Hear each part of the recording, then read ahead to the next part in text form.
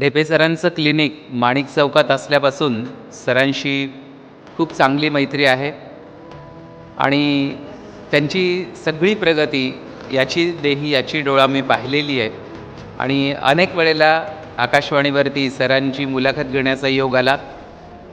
आरोग्य जागर कार्यक्रमात सर अनेकदा बोललेले आहेत आणि त्वचा विकाराच्या संदर्भात जे काही समाजामध्ये गैरसमजुती आहेत त्या सगळ्या सरांनी सांगितलेल्या आहेत.